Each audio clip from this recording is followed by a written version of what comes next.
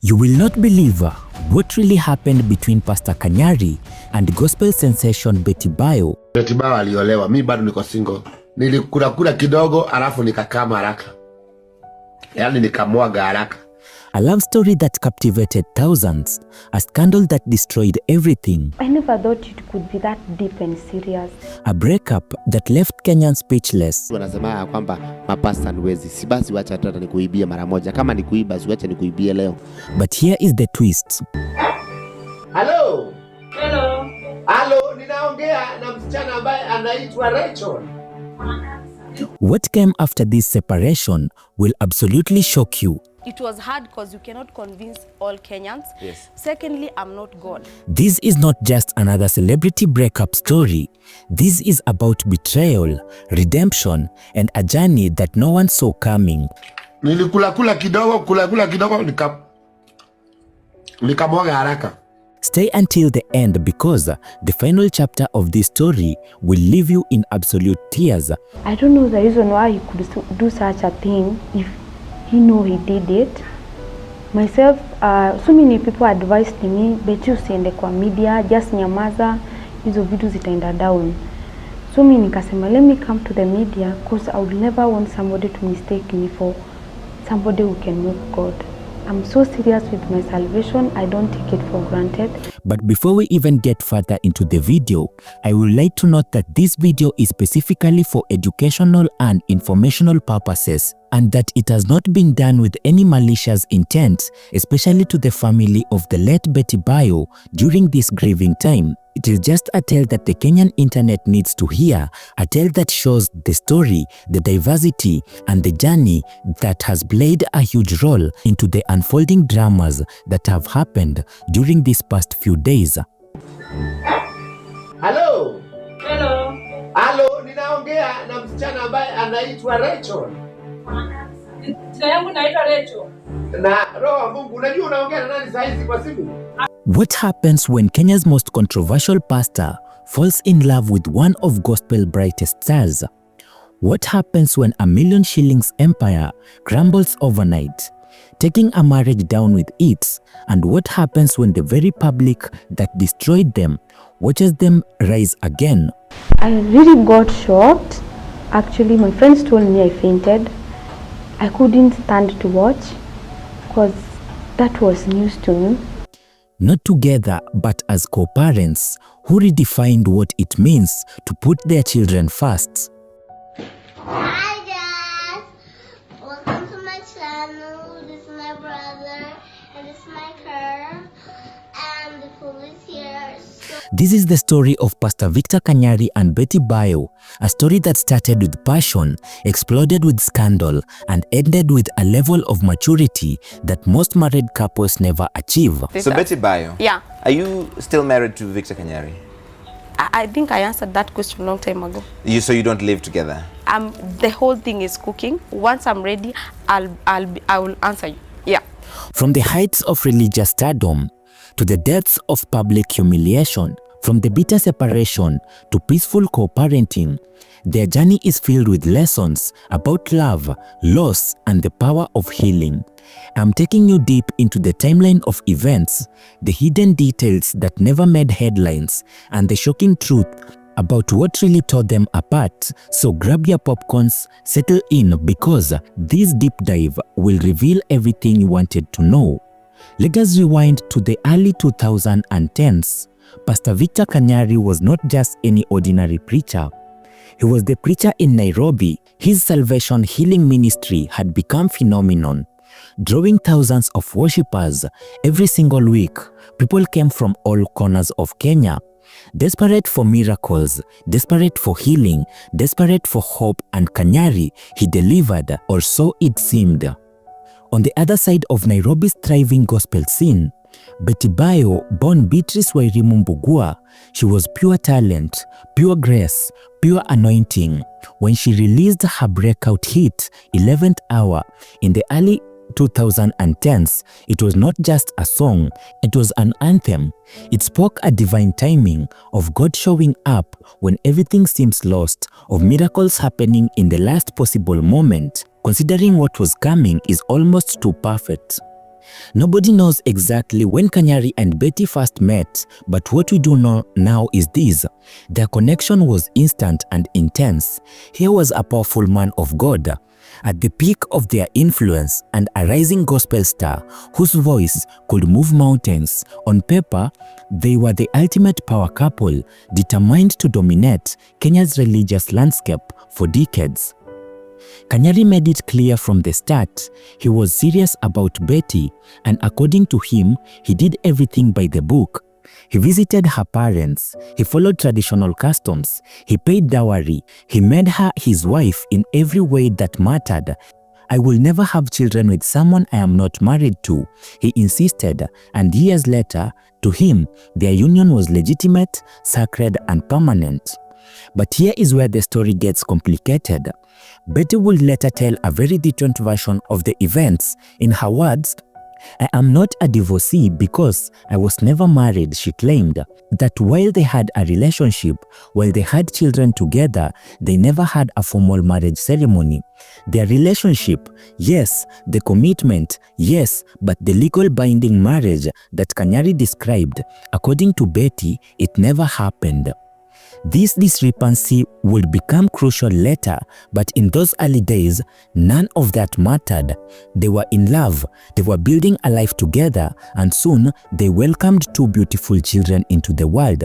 Their daughter Sky and their son became the center of their universe. For a while, everything seemed perfect.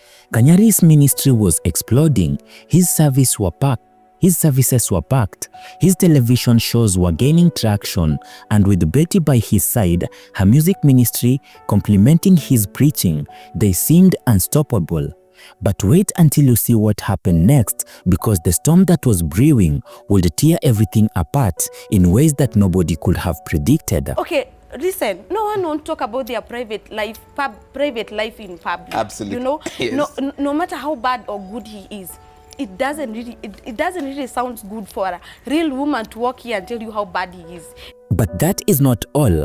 Wait until you hear about the scandal that destroyed everything, the investigation that exploded shocking secrets, and the moment when Betty had to make an impossible choice. Keep watching because the next part will blow your mind. November 2014, that is the month that changed everything. That is when Kenya woke up to a truth so devastating that it will shake the very foundations of faith for thousands of believers.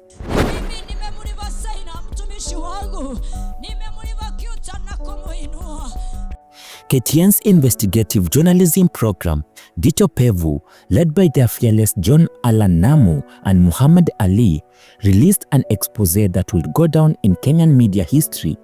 The target, Pastor Victor Kanyari, the revelation, everything, and I mean everything, about his miracle ministry was a lie. The investigations was a meticulous, brutal, and utterly damning. Former assistants came forward with confessions that made people's stomach turn. The miracles that people had witnessed with their own eyes, staged. The headlines that seemed so real, choreographed. The divine interventions that changed lives, elaborate cons. Here is how deep the deception went. Tumeshajiandaa. So haya mafuta kwa unapaka kwa vidole, katikati ya vidole namna hii. Hii sasa ni ya kushikilia sindano za kushona nguo. Kanyari and his team used potassium permanganate, a chemical compound that turns red when it touches water, and during foot washing ceremonies, when congregants dipped their feet in water and saw it turn blood red, they believed their illnesses were literally bleeding out of them.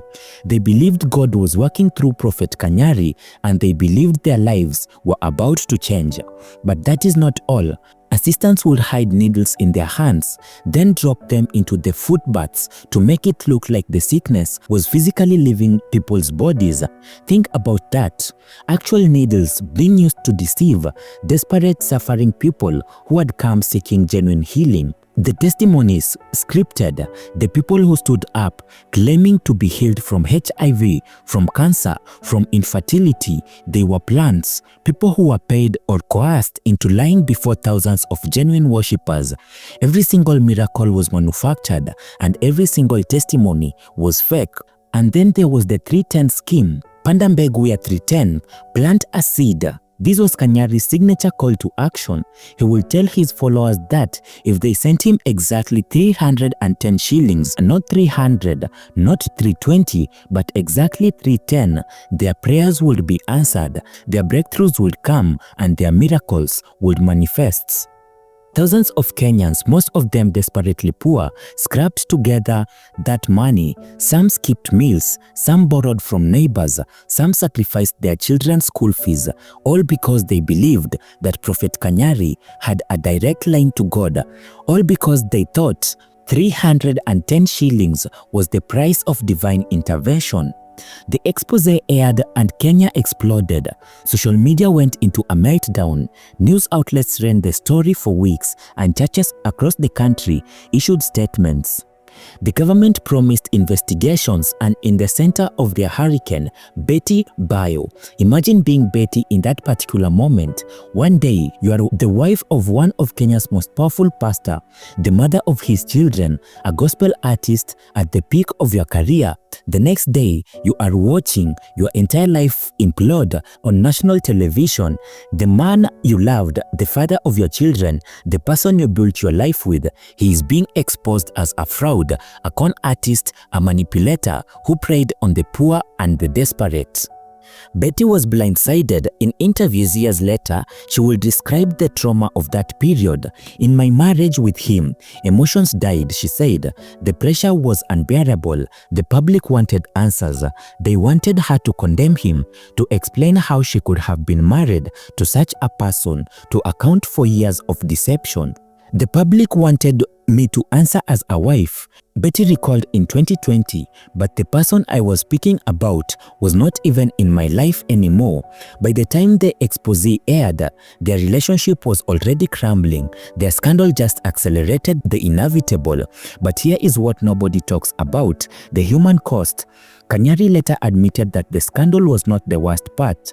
What hurt me most was not the media, he confessed. It was when my wife and children left. My wife left me, my kids left, life became so hard, I was left with nothing but my parents. Everything collapsed. His congregants deserted him, his reputation was destroyed, his income vanished overnight. The man who had been preaching for 5,000 people every week was suddenly alone, broken and facing a future filled with uncertainty. Betty Bayo made her choices. She walked away, and when she walked, she did not look back. In the immediate aftermath of the scandal, Betty did what many people in her position would do. She distanced herself publicly, completely, and without hesitation. She made it clear to Kenya that she was not responsible for Kanyari's action, that she was a victim of his deception, just like everyone else. But leaving was just the first step. The real challenge was rebuilding her life, her career, and her sense of self. Gospel music in Kenya is unforgiving. When it comes to such scandals, artists have seen their careers destroyed for far less.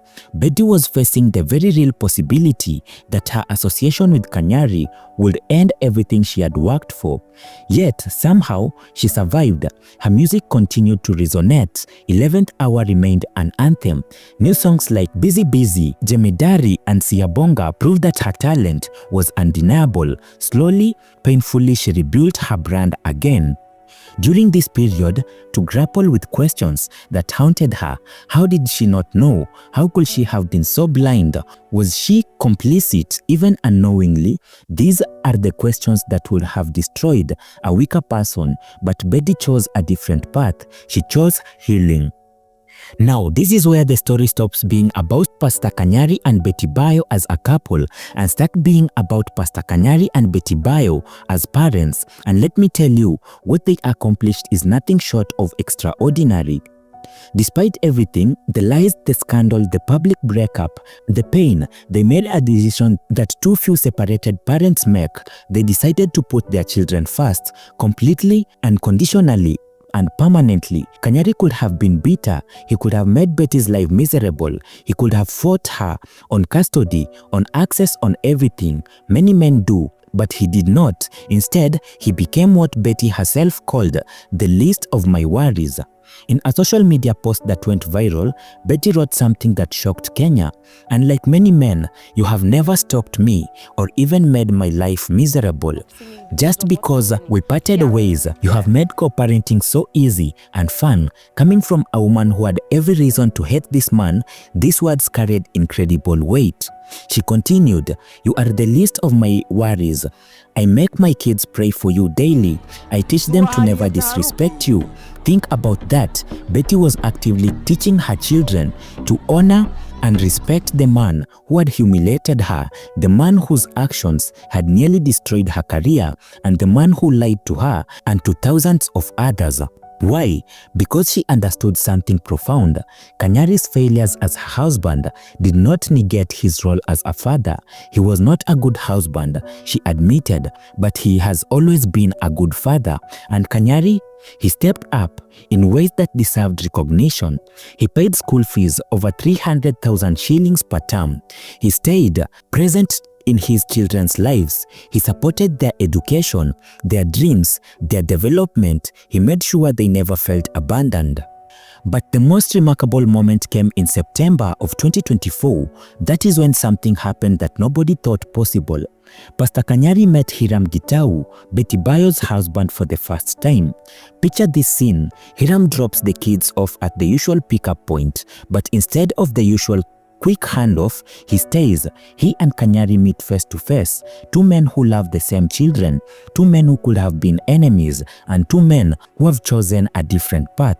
Kanyari later posted about it on social media, his voice filled with genuine surprise and appreciation. "I had never met Betty's husband, and I was so happy to finally do so. It was not confrontational, it was not awkward, it was respectful, cordial and mature." But the most touching part, their daughter Sky's reaction. In a video that went viral, she said, "I appreciate both my dads. I thought Papa would fight Dad, but you guys have not fought. I wanted you two to meet and know each other because both of you are my dads." Those 6 words captured everything. A little girl who understood that she was blessed, not cursed. A little girl who had 2 father figures who love her enough to put aside their egos, their history, and potentially their rivalry. Social media exploded with praise. Philanthropist Dungu Nyoro captured the sentiment perfectly. How she handled her divorce, got into a new relationship, and co-parented without drama made me admire her maturity. She did not need to do drama to sell her brand. The co-parenting arrangement became so smooth that the kids made heartwarming videos with both fathers. They celebrated birthdays together. They navigated school events together. They proved that broken relationships do not have to mean broken families. Kanyari publicly acknowledged what they had built. "Their mother is my best friend. She calls me and we talk. Let us take care of the children, even if we break up." He praised Hiram. "Even the husband is good."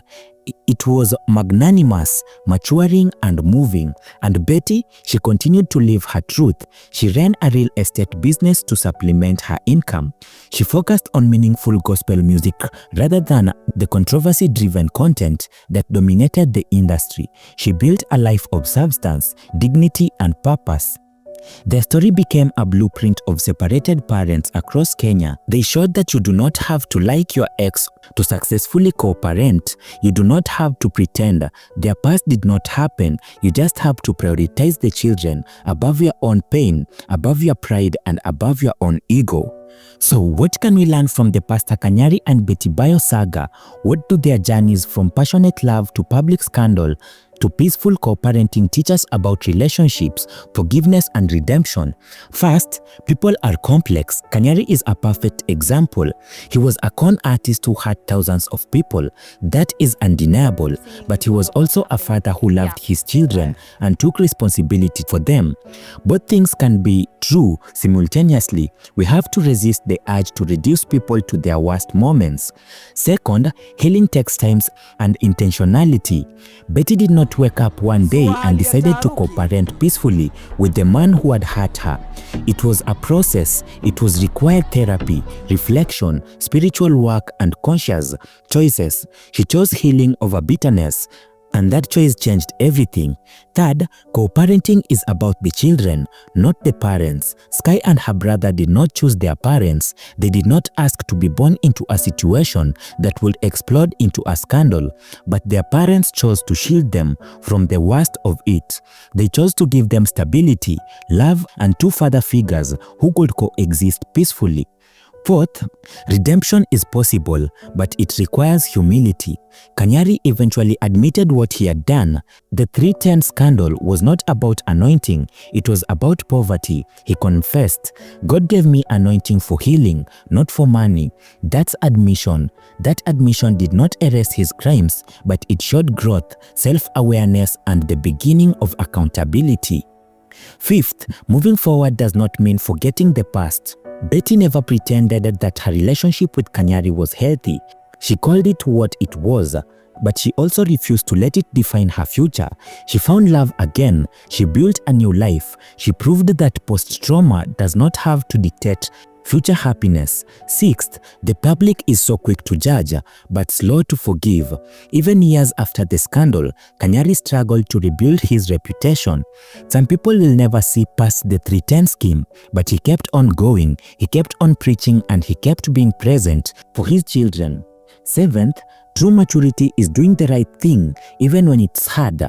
It would have been so easy for Betty Bayo to poison her children against Kanyari, so easy to make his life difficult, out of spite, so easy to play the victim forever. But she chose a harder path, the path of grace, forgiveness, and co-parenting excellence. Their story also raises uncomfortable questions about the church industrial complex in Kenya. How did Kanyari's scam go unchecked for so long? Why were so many people willing to believe in miracles without evidence? What responsibility do religious leaders have to their followers? These questions remain relevant today. And now we come to the heartbreaking end of this story. On November 10th, 2025, just days ago, Betty Bayo passed away at Kenyatta National Hospital after a battle with leukemia. She was only in her 30s, at the peak of her career, a mother, a wife, a friend, a voice that inspired thousands, and suddenly she was gone. The news devastated Kenya. Gospel artists, fans, and even strangers mourned. But the most powerful reaction came from those who knew her best. Pastor Kanyari broke down during a press conference, tears streaming down his face. He struggled to process the loss. "You left before I could say everything I needed to," he wrote on Facebook. "I still see you in every laugh our children give, in every little habit that reminds me of you. We had our moments, both the fire and the calm, but through it all, you are family. I will carry your memory, your love, and your spirit forever." So there you have it, the complete, unfiltered, heartbreaking, and ultimately inspiring story of Pastor Kanyari and Betty Bayo. From the heights of a religious fame to the depths of a scandal, from the bitter separation to peaceful co-parenting, from life together to life apart, but forever connected by the children they loved. If you learned something from this story, if it moved you, if it challenged your assumptions about forgiveness and redemption, hit that like button. Share this video with someone who needs to hear that broken relationships can still produce beautiful outcomes. Subscribe for more deep dives into the stories that shape Kenya. Drop a comment below. What do you think about their co-parenting journey? Do you believe in second chances? How would you have handled the situation? Let's have a respectful conversation in the comments. Rest in peace, Betty Bayo. Your voice, your grace, and your example will never be forgotten. May your family find comfort, may your children continue to be loved by all who knew you, and may your story continue to inspire. Until next time, stay blessed, stay informed, and stay compassionate, because in the end, we are all just imperfect people trying to do better. Goodbye.